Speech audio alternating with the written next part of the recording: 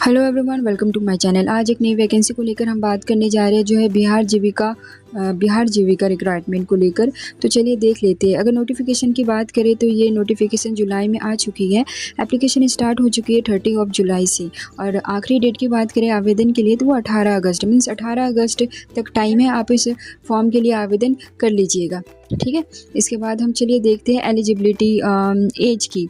तो अगर आप 18 साल से 37 ईयर्स के बीच आते हैं तो आप इस फॉर्म के लिए आवेदन कर सकते हैं। यहाँ पे कैटेगरी वाइज कुछ छूट भी मिलती है, जैसे हमें पता है ओबीसी एससी एसटी को जो छूट मिलती है as per the government rule.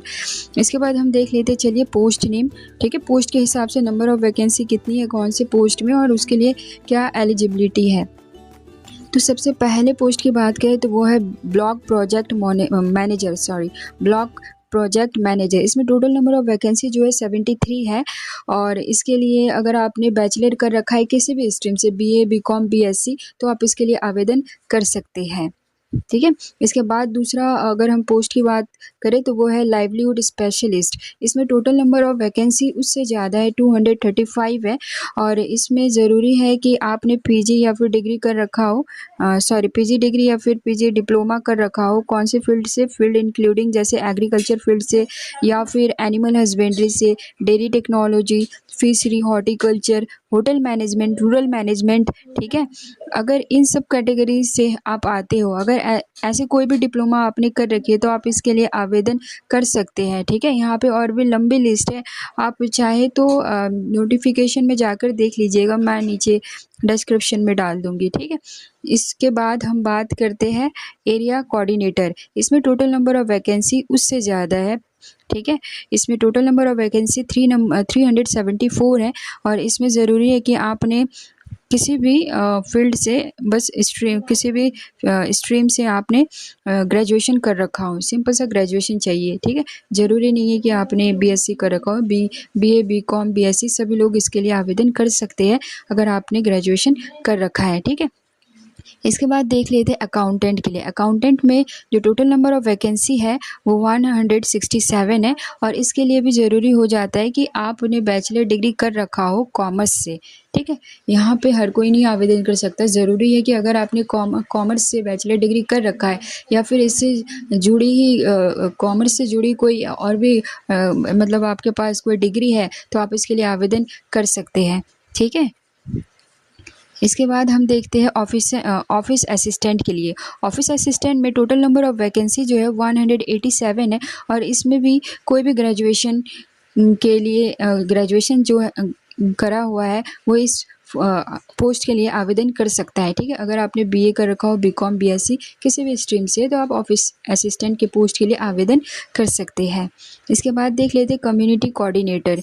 इसमें सबसे ज़्यादा वैकेंसी है 1177। वो इसलिए क्योंकि इसमें 12 पास की फ़ीमेल भी अप्लाई कर सकती है। अगर आप मेल है तो 12 पास मेल इसमें अप्लाई नहीं कर सकते।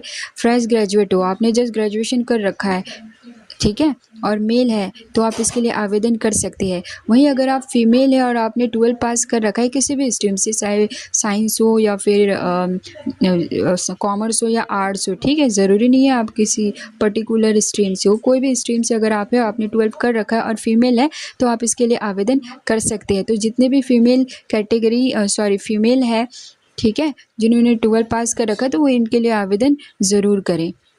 इसके बाद बात करते हैं ब्लॉक आईटी एग्जीक्यूटिव के लिए। तो टोटल नंबर ऑफ वैकेंसी जो हो गई 2747। फिर देख लेते हैं कि कौन सी पोस्ट में कितनी सैलरी रहने वाली है ना। तो सबसे पहले बात करते हैं ब्लॉक प्रोजेक्ट मैनेजर। इसमें जो आपकी सैलरी रहने वाली है वो है 36,101 रुपीज़ पर मंथ। इसके बाद जो पोस्ट है वो है लाइवलीहुड स्पेशलिस्ट। इसमें सैलरी जो है 32,458 पर मंथ, ठीक है। इसके बाद है एरिया कोऑर्डिनेटर या फिर ब्लॉक आईटी एग्जीक्यूटिव अकाउंटेंट। इन सभी की पोस्ट के लिए जो सैलरी हो जाती है वो 22,662। इसके बाद बात करें कम्युनिटी कोऑर्डिनेटर और ऑफिस असिस्टेंट की बात करें तो इसमें सैलरी जो है 15,990 में 16,000 के लगभग आपको इसमें सैलरी मिलती है, ठीक है। तो फिर बात करते हैं प्रोसेस तक हमें कौन-कौन से सिलेक्शन तक हमें कौन-कौन से प्रोसेस से गुज़रने पड़ेंगे। सबसे पहले सीबीटी एग्ज़ाम होगा हमारा, कंप्यूटर बेस्ड टेस्ट, ठीक है? ऑनलाइन एग्ज़ाम, हमें वो क्वालीफ़ाई करना है। अगर आप वो क्वालीफ़ाई करते हो तो आपको टाइपिंग टेस्ट के लिए बुलाया जाता है। टाइपिंग टेस्ट जैसे क्वालीफ़ाई होगा, फिर हमें पता है कि डॉक्यूमेंट वेरिफ़िकेशन होता है हर एग्ज़ाम में, तो जैसे ये सारी चीज़ हो जाती है फिर आपका सिलेक्शन हो जाता है।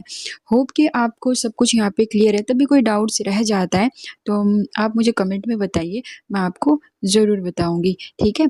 और एक चीज़, यहाँ पे जो छूट मिलेगी ना ओबी, एससी, एसटी वालों को, तो ये ऐसा नहीं है कि सभी स्टेट वालों को, ये बस बिहार स्टेट से जो बिलॉन्ग करते हैं उनको छूट दी जाएगी, not for other state, okay? जैसे हमें पता ही है ना कि हर स्टेट का अपना होता है। अगर सेंट्रल गवर्नमेंट की तरफ से कोई फॉर्म आती है तो हर कोई इसके लिए आवेदन करता है और हर किसी को छूट मिलती है, चाहे आप किसी भी स्टेट से बिलॉन्ग करते हो, एससी, एसटी सभी को छूट मिलती है। पर अगर किसी स्टेट का अपना रिक्वायरमेंट हो, ठीक है? अपनी वैकेंसी होती है उनकी, तो वो बस अपने स्टेट को ही छूट देते हैं। चलिए यहाँ पे सब क्लियर हो चुका है मेरे हिसाब से, तब भी कोई डाउट्स है तो आप मुझसे पूछिएगा और मेरे चैनल को प्लीज़ सब्सक्राइब कर लीजिएगा, ताकि जब भी नई वीडियो मैं डालूँ आप तक चले जाएँ।